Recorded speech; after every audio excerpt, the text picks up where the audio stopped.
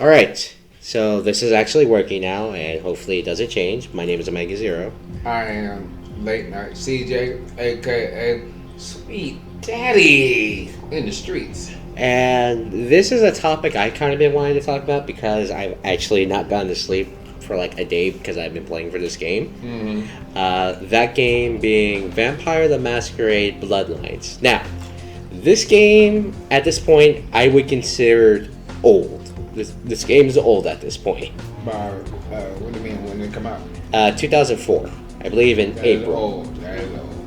Yeah, at this point it is 17 years old, and I've actually enjoyed playing the game a lot since then. Granted, though, I have the Steam version of it, so there's obviously going to be like a few graphical updates, a few changes here and there.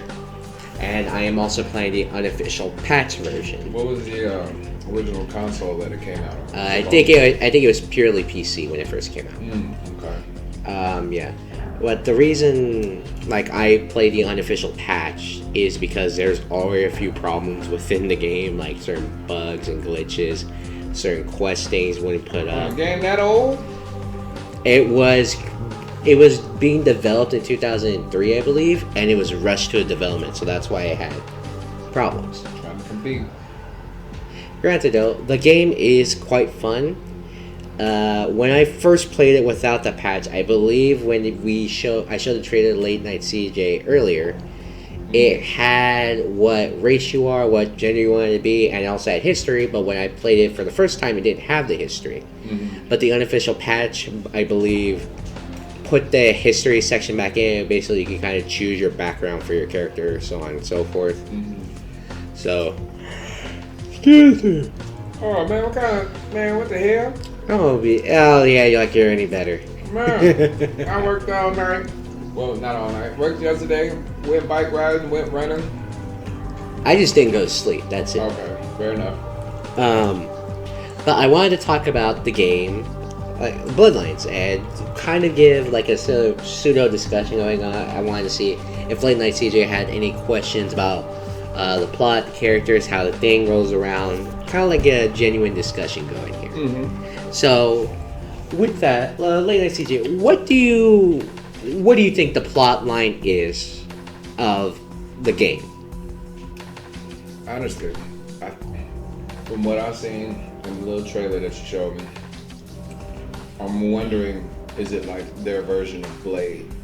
Like there's a guy killing vampires, but he's part vampire, but he's a good vampire, trying to get rid of the evil vampires. How far off am I? You're kind of far off in a sense. Like, they do have, like, a vampire government, like in Blade. It's like, hey, no, we coexist with humans. We don't want to sire. Alright, so we got it going again. I'm sorry if it cut off, and I'm sorry if you hear the oven going off.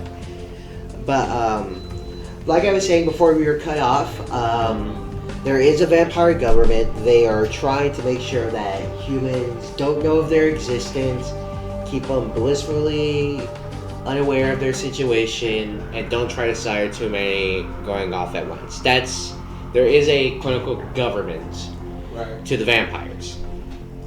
Now, the plot of the game is actually different, because when the game first starts off, I'll probably put this before we actually start. So, spoilers, and this is not truly like meant for kids.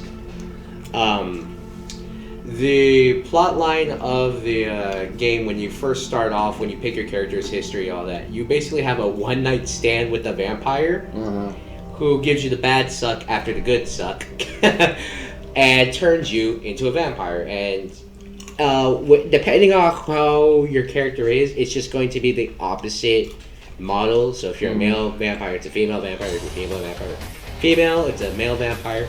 And it's just a generic model that they show off in the character creation. Your sire is killed off, and they were planning to kill your character, but a guy in the theater said, nah, this is BS. And the moral of the story is, keep it in your drawers. Or I can't say the other one because I'll probably get in trouble. But you know what the other one is. Yeah. You're old enough. But yeah, that's kind of the whole point. And you basically have to prove yourself to the head honcho who's in charge. I put in air quotes because he's not really in charge, but of the city called LaCroix. Okay. And you have to prove yourself. And like the whole point of the game after a certain point is to get the sarcophagus, which apparently has one of the sarcophagus. Oh, okay. That basically has big bad granddaddy vampire in it, and if you drink their blood, you basically become invincible. So that the whole point of the game, to an extent, is revolving around trying to get the sarcophagus after a certain point. But like after a while, to save the world or rule the world. It depends on your character choice, actually. Because there's 5 different endings to the game, and I do actually know all 5. And I believe there was a 6th one, but it's more of a joke one. But yeah, with those, and I know there is 5, but I do believe like one's a joke one. And you choose how your character acts. You can be overall hero, you can be neutral, you can be the biggest jerk ever. You could support that one. I like that one. You could support the prince. You could go against the prince. You could be a lone wolf. Lone wolf. There I am. Bang. You could do a bunch of things with your character, and there's a bunch of side quests you can do within the story to help move the plot along or deepen bond or relationships with other characters. Okay. Now, any further questions or thoughts or comments? Because I feel like keep going. I'm along for the ride. Okay, so off the top of my head, I know there are 7 vampire clans, or sects if you want. No, they're clans. I do not know all of them on the top of my head. I'll put a list like right here, like these are the clans. There it is. I do know the one I playing right now is a Tremere, which if you want to boil it down to something, it's like the spell. Let me guess. They're super OP. Not really. They are the spellcasters because another race is more OP because they have something that. Because I've noticed you don't like playing with characters that suck. Ha! No pun intended. No, because they don't have like the ability to hide that well. They don't have the ability to boost up their speed. And I do give them 1 point, but you have to spend so much investment into getting it. You probably won't get it until mid to late game. So it's like, oh hey, you have a thing that causes mass self-delete. So if you're in a big room of enemies and you cast that spell, they die. Well, that sucks. Ha! Ha! Pause. But yeah, that's another power they can do. One can cause people to explode, but it does take a while. Right. So they do have some pretty. They have one OP ability where it's called Blood Theft, where you just cast it on someone and bam, they just instantly die, and you get like a large amount of blood back. A vampire? Yeah, for a vampire. Okay. And it works pretty well. Another one that I do, 2 more that I know that are pretty good. Well, I say pretty good, but are really only saved for second playthroughs. One being the Nosferatu, which is your typical movie vampire you saw back early in the day, like after depictions of Dracula. Okay. And the other one's a Malkavian, which is basically a straight up crazy person. Because of how, like, even one of the abilities I believe is called dementia, where you cause people to basically go insane, I think. So accurately named. Yeah, like the world I believe is like the world of Vampire the Masquerade is based off the tabletop RPG of the World of Darkness, which I have not played. I have no knowledge of the series, how it's played. I just know it's a tabletop RPG that basically revolves around vampires. What is tabletop? Tabletop is basically like your board game style of RPG. Like, instead of a video game, you're playing it on the board, character sheets, certain abilities, stuff like that. And you can like Dungeons and Dragons? Yeah, it's Dungeons and Dragons, but with vampires. Okay. That's a gross underestimation. Do not hate me on it. That is it's a simple comparison. People get about their particulars, man. It's a simple comparison. I say it's not exact. Yeah, gotcha. But like you can put points into certain stat point. It's to certain areas like physical strength, your perception, how well you can sneak, how good you are with computers, stuff like typical stat allocation points. Granted, the game came out in 2004, developed in 2003.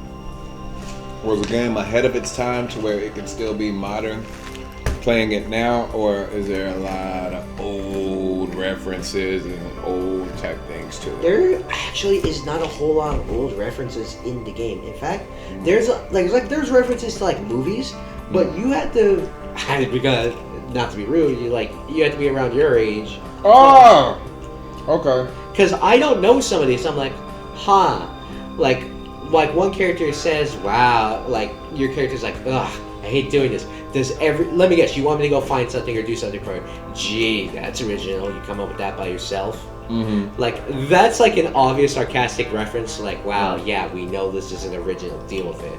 Right. But there's like obvious, there's other references that me being my age, I wouldn't know because I never watched those movies or been experienced like those comics at the time. Mm-hmm. But like, each type of vampire clan in the story kind of falls along into different sects.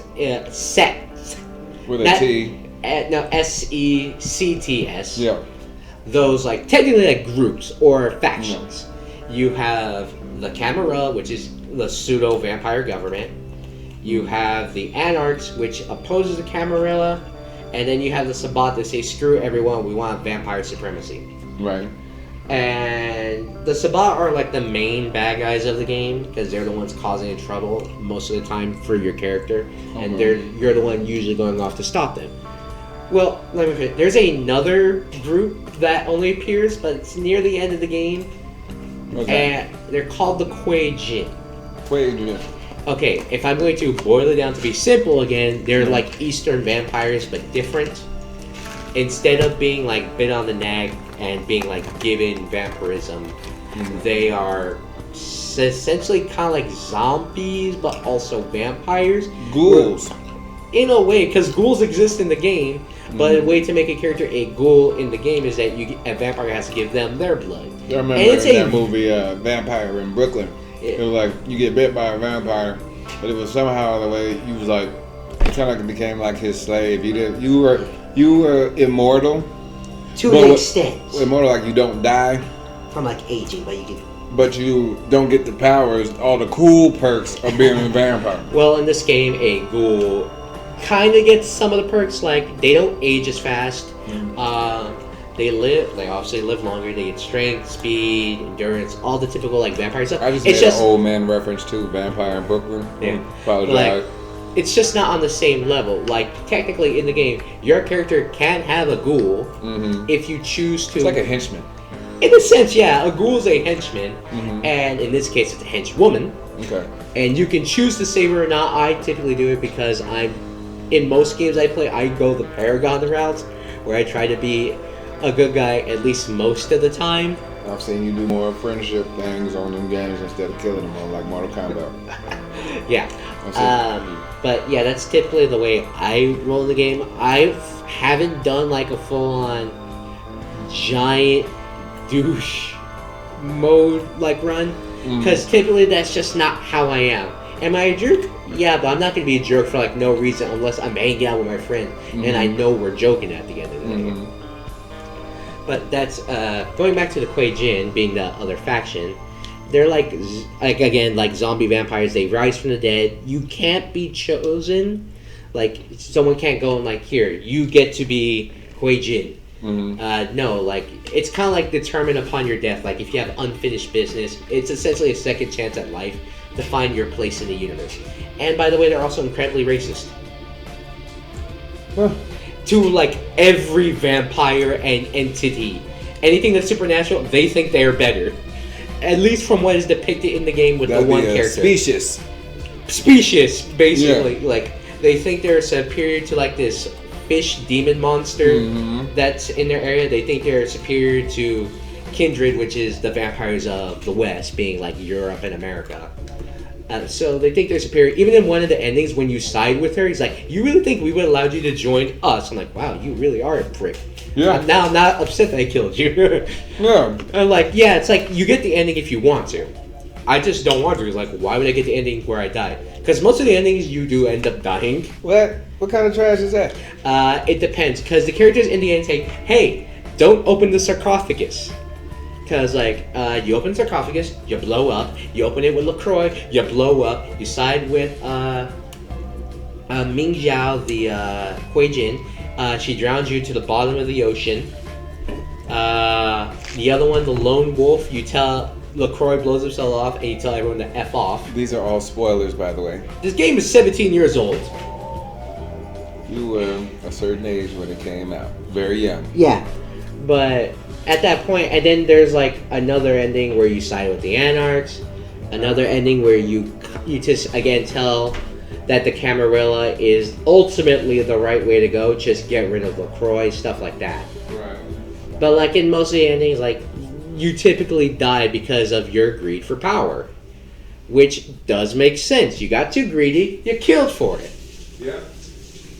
And everyone warned you, like, hey, you probably shouldn't do this, probably shouldn't do this. Now, if they are making a sequel to the game, it still hasn't come out. It said it was going to come out, I believe, this year, 2020. Then it got pushed back to 2021. But now they're rebuilding the game from the ground up, so now it's not coming out. So you're saying they learned from their mistake the first go around by letting the society try to rush them in there, and then it kind of... It probably did, so I'm not saying like it's going to be totally bad, but maybe it'll be good. Because like I said, they're rebuilding it from the ground up this year. Okay. So it does look good. It's the same premise, though, right? It's not gonna come out like, okay, that was the old version. Now we have a new version. That's vampires is the only similarity. Like we're not entirely sure. They said they're going to introduce like new clans, because in the game originally, I believe they said they're 13. You just only play as 7, and I hope it's fun. Like, I guess. What I'm saying is, like, if the game does come out either this year or next year, I am hopefully going to get it. But I'll probably wait a month or two after it comes out so they can sort out all the bugs. Because, a little spoiler alert for, like, a future playthrough that was going to happen. I was going to do Mass Effect Legendary Edition for 1, 2, and 3. But I saw the reviews and people saying, hey, we can't even get in. The game just closed it out. So, yeah, that's a problem. Trash. Yeah. But I guess moving on to some of my favorite quests within the game, because there's so many different ways you can solve so many different quests depending on how your character plays. Let's start off with a very, very good standout right basically from the beginning of the game. I believe it's the Ocean Hotel. Now, you're a big bad vampire. You can take bullet shots. You can fall from incredible heights. You can still die to fire and, like, again, like a gunshot to the head, like most things. But you typically can survive most of it, right? Well, what if you encounter something you can't hit or do a thing against? What do you think it is? Daylight. Well, you can't. Yeah. Fair enough. It's ghosts. Because pretty much think of everything supernatural, it exists in the world of darkness. Okay. And one of the standout missions early in the game is that you deal with the ghosts. And the only way to exercise it from this burned out hotel is by getting the pendant, and you learn throughout like the whole story of the hotel is that this, like, the father and his family moved to a hotel, buy it out to like basically renovate it out in the 50s, but the wife had a pendant that came from her mother, and the father got jealous, thinking it was from another man, and he just allowed that consumed him, and he killed all of them. His wife, his daughter, and his son. What the daughter and the son do? Nothing! Yeah, he basically he went crazy in a sense. Yeah, so that is like one of the standout quests, because you're supposed to be this big bad vampire. It's like, what can I do? I can't kill the ghost because it's already dead, and I can't touch it because it's intangible. Basically, but the ghost can use its environment to try and kill you.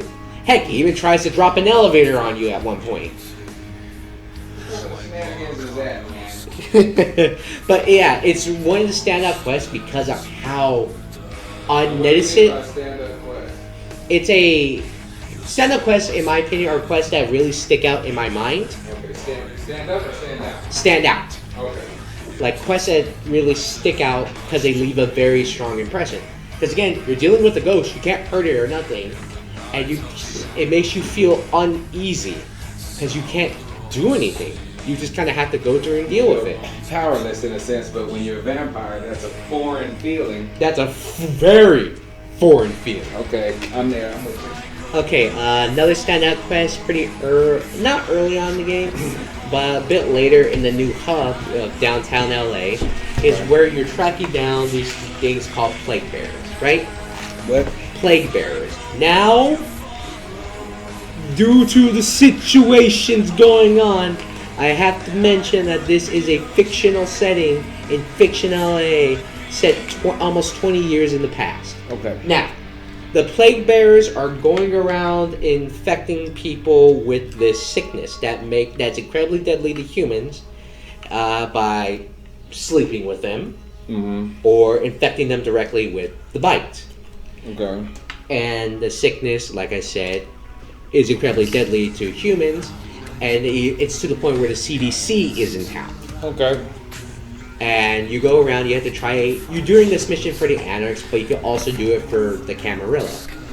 But you go around, you're trying to figure out, you find this one lady who is sleeping with people to spread infecting them with the disease. Damn shame. And you have another one being a Nosferatu, I think. I don't know what clan this guy is, because his face is all messed up. He has like piercing and like stuff pulling back his eyelids and his head. We're not supposed to be in there in the head for the devil. No, actually, because I've heard that name before. I believe it was like King Vampire kind of. It does reference the Ninth Circle. Yeah. And, that vampire, he was going around biting people. Yep. Female vampire was going around sleeping people. And you go down and you basically, once you kill the male vampire, it's like, hey, I have this thing called the Enlightened. Basically, the Enlightened is this bishop-like character. He's like, I want to kill the world because I got screwed over by vampires and I hate it. Right. Well, that's me boiling it down simply. And he's like, all right, he wants to kill the world. Like, okay, but you don't have to make everyone else suffer. Right. What did I do? He's like, I'm going to bring about the apocalypse. And he's like, no, I'm going to do it through sickness and we're going to go down to hell. And then you kill him, obviously. Right. He has to go. He has to go. Yeah, he has to go.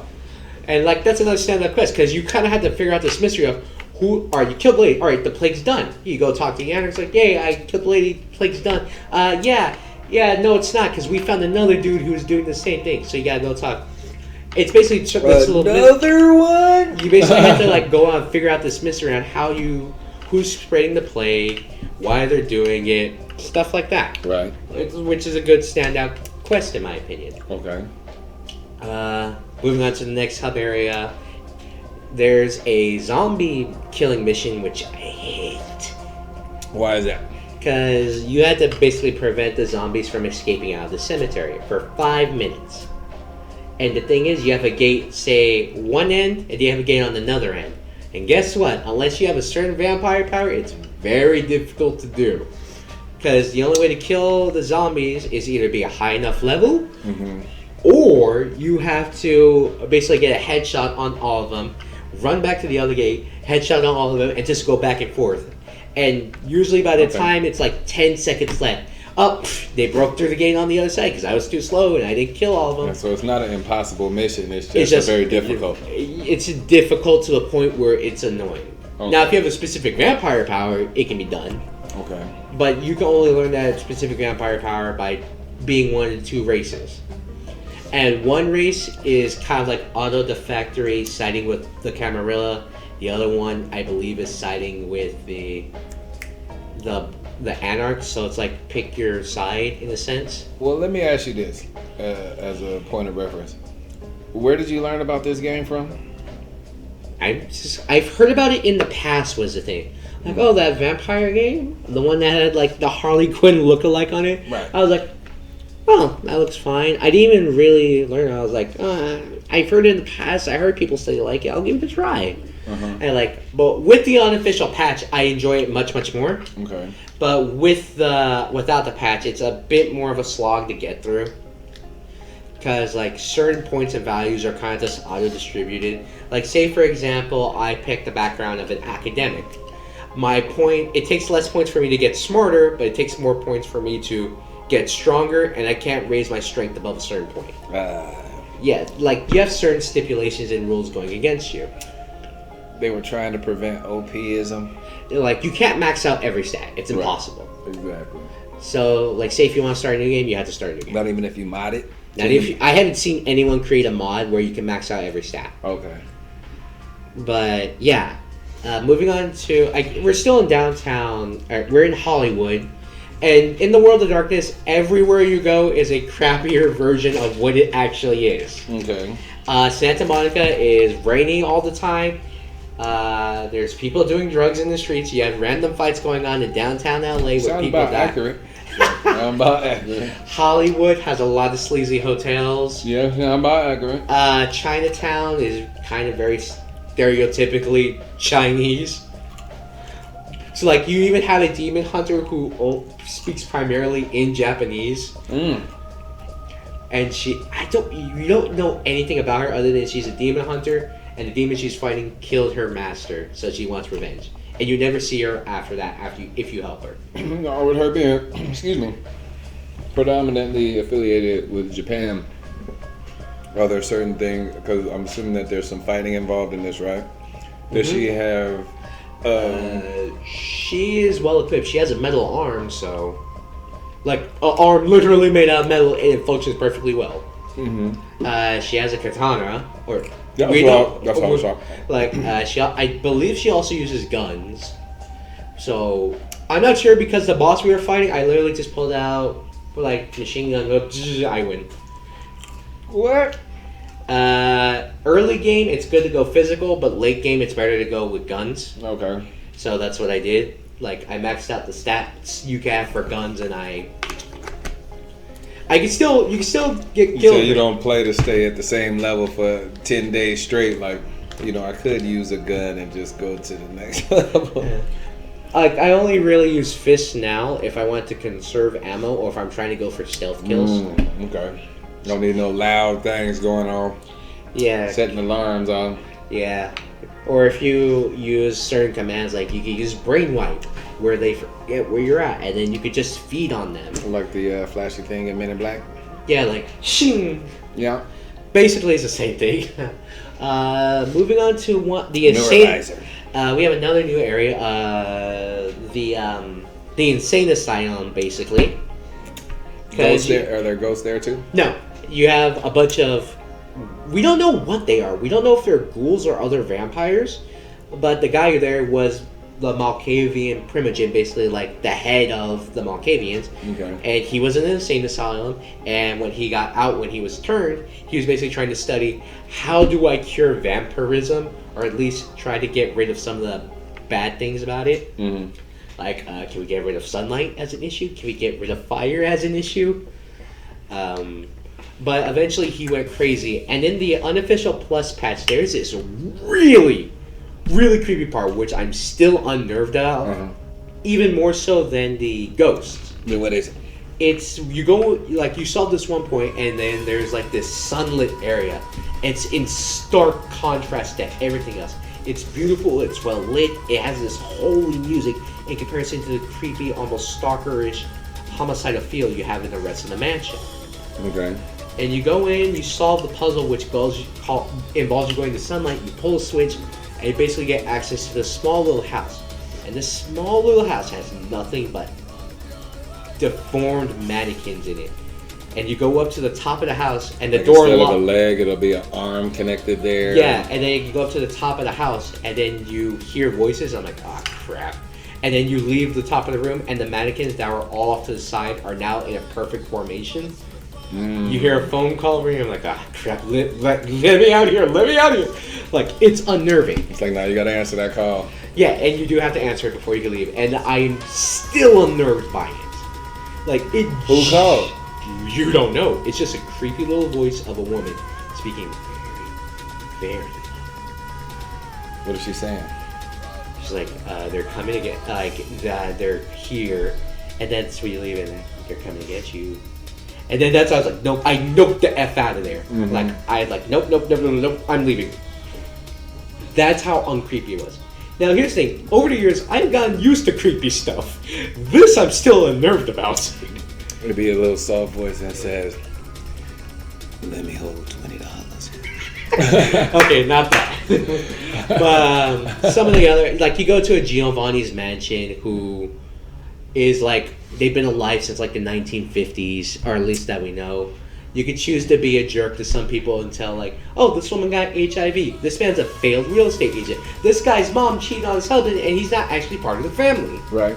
So you could do that to get like extra points and all that. Or you could choose just to go off and do the sneaky way and get into the dungeon where you fight more Quajin. You can even go up to the head Quajin, like, hey, yeah, I murdered you guys. No, it's not that big of a deal. I know she's lying because she's probably steaming on the inside. Right. Because, let's be faced, superiority. Basically, it's like, imagine if like a kid came up and kicked the crap out of like a 28-year-old master martial artist. That kid's new leader. Basically, or you are so mad, like, why is this kid so strong?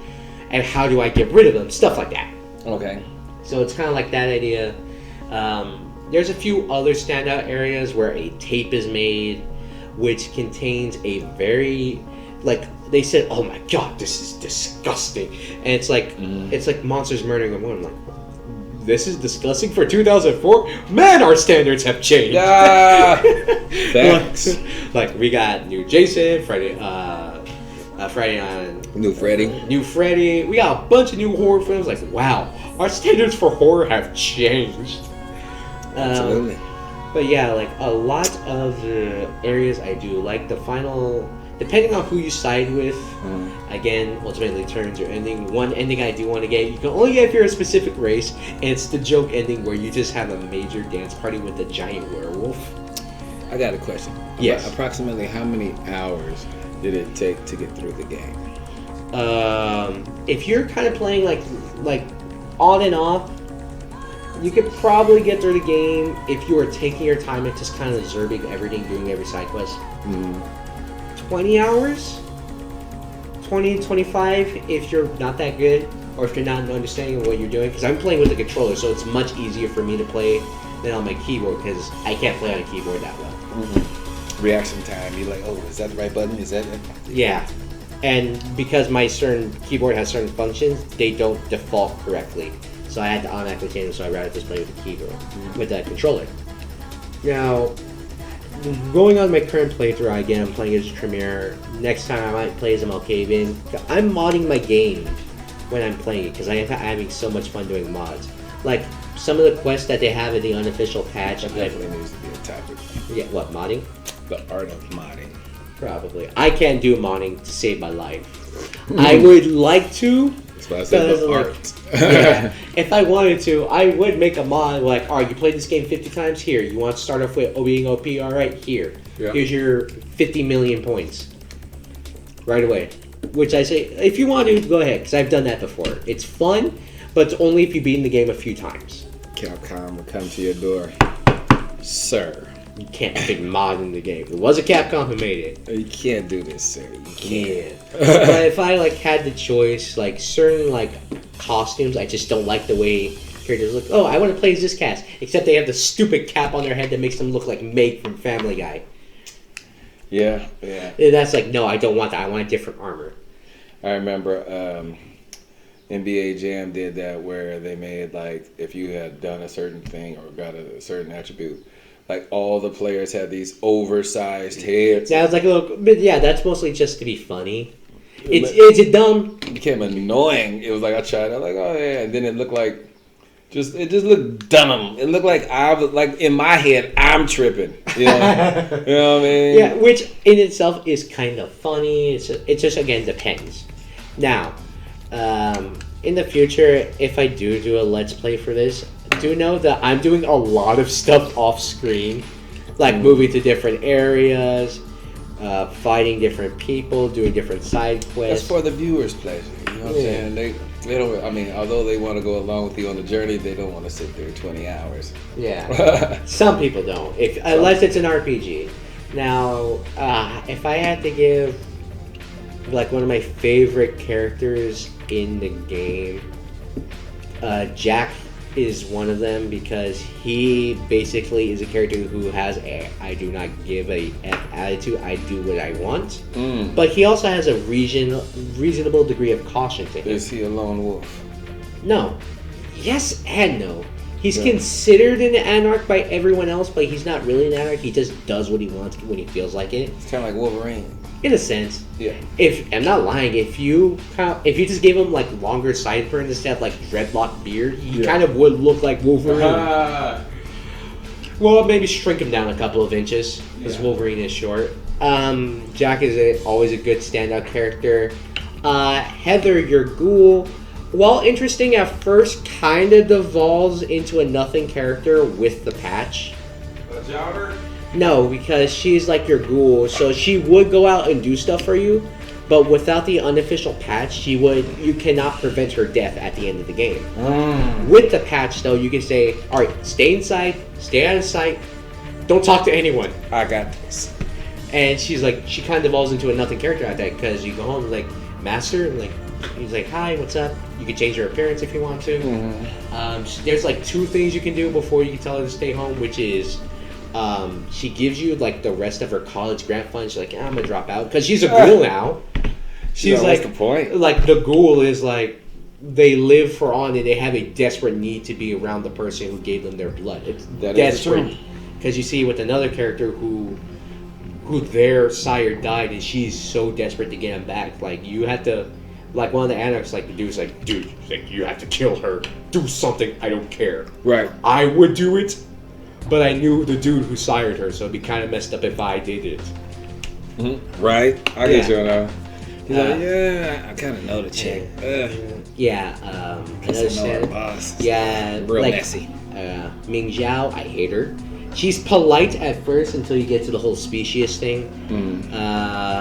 Nines Rodriguez, the leader of the Anarchs, I get his point of view and basically saying, hey, do this obvious stuff, don't be an idiot, don't follow the fake vampire government's rules. Right. He was born during the Depression, so his feelings for it is amplified, so I get your motivations. LaCroix, he seems like he's good at first, but since he kind of turns out to be a big bad by the end of the game, being crazy for power and all that, he dies in every single ending. Like there's no ending where you and him team up and like you just kind of create this utopia for all vampires within it. So he's like Kenny on South Park. Well, not to an extent. Like he's gonna die regardless. Yeah, he dies in every ending. But there's another character in the game it's literally simple. It's just Gary. He's a Nosferatu who was born in like the 1940s. And Nosferatu are stereotypically very, very ugly. But he dresses so prim and proper. I'm like, this guy isn't, like, getting past the face a little, like, he's not that bad. Like, he dresses so, like, posh and uptight that in the way he's speaking, he's just kind of cool and sarcastic with you. And he knows everything. He's like, yeah. You said he looks like a Gary. No, his name's just Gary. And he's like, he's just kind of cool. And like, despite the fact he's a Nosferatu, I'm like, yeah, I would not mind playing as him, except the Nosferatu models in the game look fucking ugly. What is your name, Melvin? Yeah, you look like a Melvin. Like, you have all these exotic names like LaCroix, Ming Zhao, Maximilian Strauss, and then you got Gary, Heather, and not knocks to those characters because I do enjoy them, but overall, I would say their names are kind of very bare bones. I can see that. Like, you're a Gary. I'm like, what? I can't get an exotic name, and I'm like, oh, you're just a Gary. Yeah, like Yuki's another standout character, despite the fact you see very, very little of her. Again, she has a metal arm and she hunts a giant demon fish. I'd say that's pretty awesome. The only thing is, like, you don't interact with her anymore on that. You can't even have her as, like, a ghoul or even a potential vampire. What was her name? Yuki. I cannot pronounce... I don't remember her last name on the top of my head. So, like, with the mod, she gets, like, one more mission with you, but without the mod, you get the one mission, kill the demon, buy, you never see her again. I think you can buy, like, the sword off her, but that's about it. So, yeah. with that, I feel like I covered like most of the aspects of the game, like quests, story, characters, how you can play, and all that. Like I said, you can complete the game in a number of different ways. You could go crazy, good, neutral, anarch, camarilla, lone wolf. You can do all those things. Just don't be a murdering psychopath, because then you get killed. Yeah, well, that seems like a very simple rule to follow. Also, don't be an a-hole, you can kick it.